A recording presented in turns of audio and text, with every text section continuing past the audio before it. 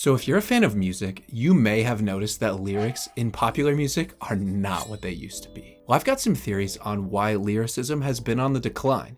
So let's take a deep dive into the songwriting trends of the past and the present so we can understand why today's lyrics are just so bad. If you're new here, my name is Adam and I've been a producer and a songwriter for over a decade, and I release a new music production themed video every single Friday.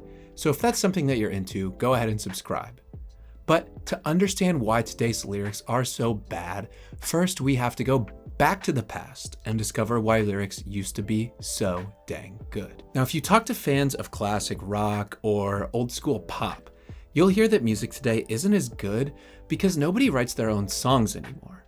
And while it's true that writers' rooms will often assemble to manufacture hits for a top artist, it's not actually that new of a phenomenon. So wildly famous singers like Bing Crosby, Elvis Presley, Frank Sinatra, well, they were known around the world for their music, for their singing, yet they wrote very few songs in their careers, with each of those singers penning less than 10 of the songs in their catalogs.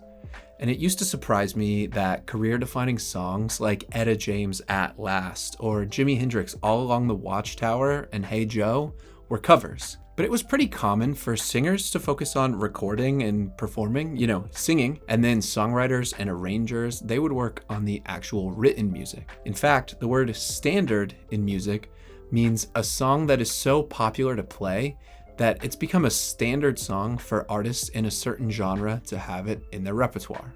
Now, a major turning point in the opposite direction came from bands like the Beatles and the Rolling Stones.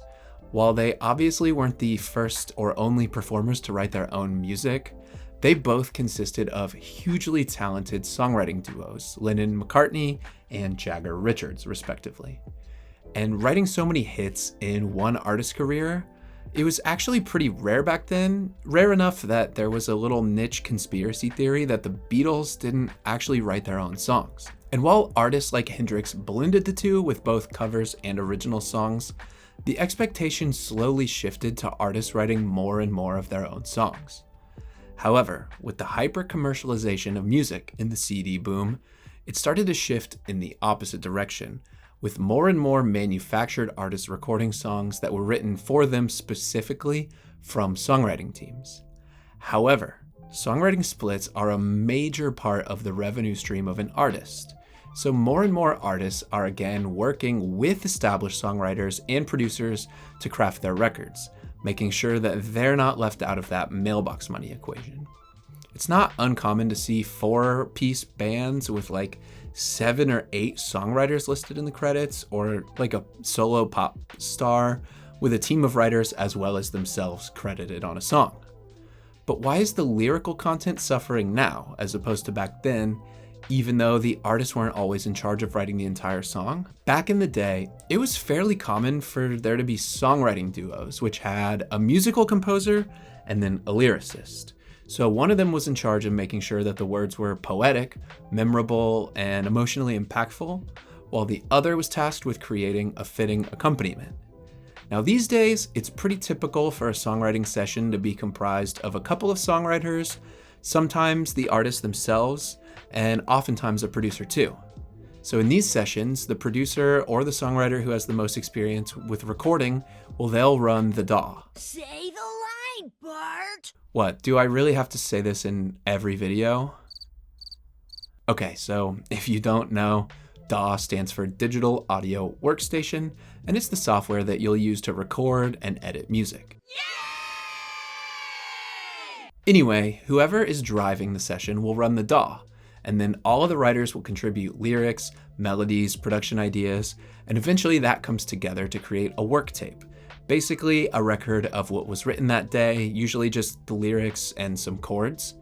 Or you can create a slightly more fleshed out demo, which will have more production elements included. And from there, the artist will compile their favorite demos and work tapes and either take those to a new producer or they'll finish them with the producer who made the demo.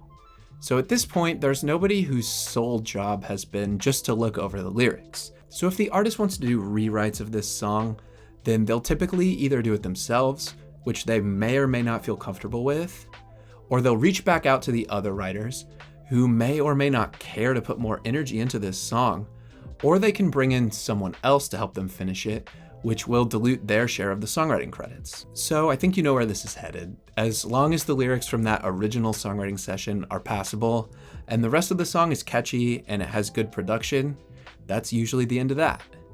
But there's another reason that writers' rooms often lead to uninspired lyrics that I'll touch on later. But before we get to that, there's something that every video essay about songwriting has to touch on: TikTok. And it's not just TikTok, but short form video in general. So while there are tons of amazing, creative, original artists that I've discovered on TikTok, like Abby Holiday, Knox, Paul Russell, Medium Build, the list goes on, that hasn't stopped a certain brand of artists from trying to stop the scroll by hitting you in the face with a cringe-inducing lyric or some kind of meme reference that won't even make sense 6 months from now, let alone in a year, or by turning an old children's song into a profanity-laden pop rock anthem. And I'm not here to throw shade on anyone's music. There are tons of other videos that dunk on these sorts of songs, so I'll leave that to them, because a lot of people do enjoy these songs, and I've bopped along with a few myself. But to someone who isn't tapped into meme culture, hearing a song that references Bean Dad or Dogecoin or Billie Eilish or like Thanos or something, that's gotta be a pretty weird experience. I'm sure someone is writing a song for TikTok right now that starts with a line like, "Sniff out the BS, my nose long like Squidward," or "Stack money so tall I make the game stop, no Migos, but I'm still whipping the crock pot."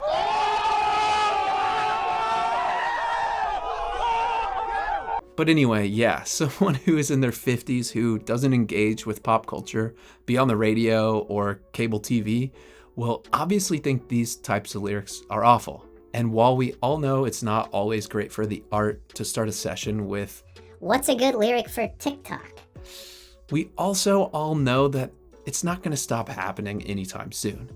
So while TikTok has had an effect on the way music is written, it's not the only app that has changed the business, because there's another one that has made even more of an impact.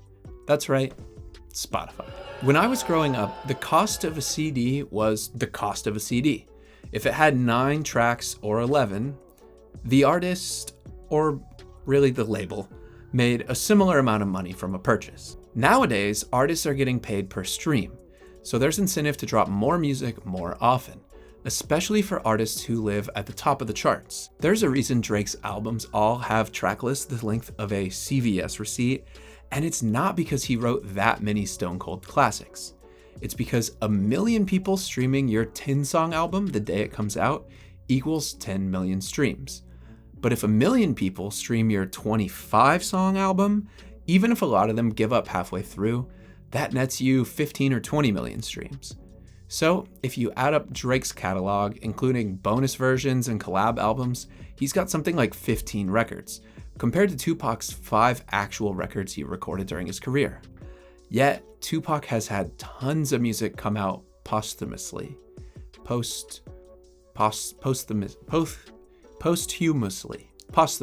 Yet Tupac has had tons of music come out posthumously, because more was left on the cutting room floor in that era. Even smaller artists have found great success releasing new songs every few weeks, with singers like Nick D preaching that you should literally drop 52 songs a year to build a fan base. And honestly, he's not wrong. If you're not familiar with his stuff, by the way, you should check it out, but I digress. So, artists are dropping more music with more collaborators who are also taking less responsibility for the quality. And that's a recipe for watered down lyrics. But there's one more element to modern songwriting that I think has really made lyrics take a backseat to everything else. When it comes to writing lyrics, there are 2 sort of parallel paths that you can take for conceptualization. So one method is to think of a concept, a theme, an image, some clever rhymes, and build around that. You might have to work around the lyrics when you consider melody. It may take extra time to really slog through the toughest parts of penning those lyrics, but at the end of the process, you get there. The other is to start with a finished beat with an instrumental track, and then just start flowing over it with mostly gibberish lyrics hunting for catchy melodies. Then you dig through those, find patterns and syllables that sound pleasing, maybe some incidental lyrics that you freestyled, and then you can piece together a top line with that fairly quickly. It's a fun way to write, and you end up with melodic ideas that you otherwise may not have created if you were starting with rigid lyrics. But the other side of the coin is this. It often becomes more of a game of Mad Libs than it does creating impactful lyrics. It gives you a little dopamine hit to come up with a lyric that fits into your melody template that you've created.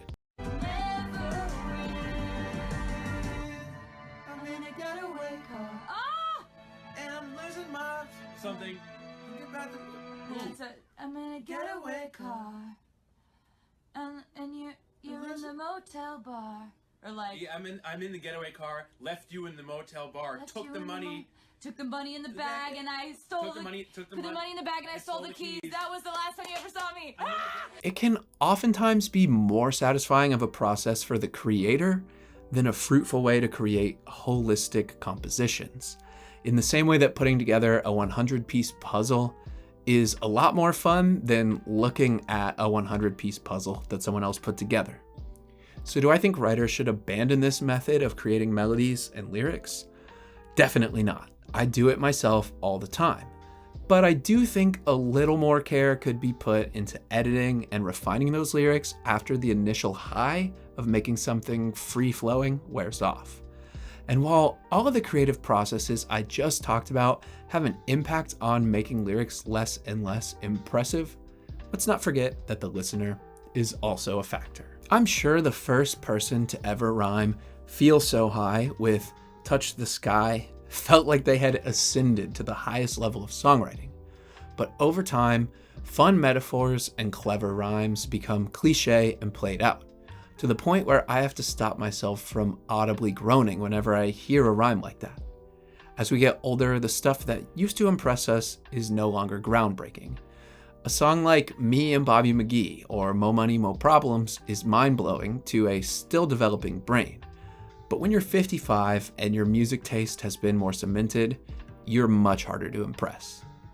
Combine that with a little bit of confirmation bias, and you're sure to start thinking that today's lyrics are terrible compared to the music of the past. Forgettable lyrics are just that, forgettable.